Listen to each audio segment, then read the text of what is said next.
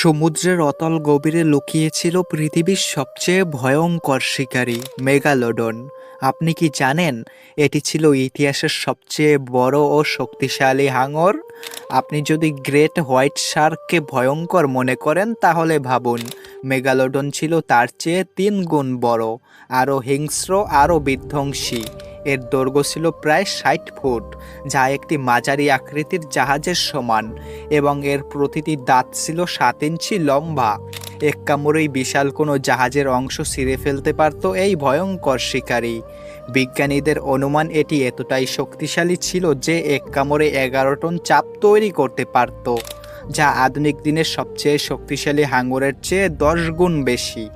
বিজ্ঞানীরা বলেন মেগালোডন প্রায় 30 লাখ বছর আগে বিলুপ্ত হয়েছে, কিন্তু প্রশ্ন হচ্ছে, এত বিশাল এক সমুদ্র দানব সত্যই কি চিরতরে হারিয়ে গেছে?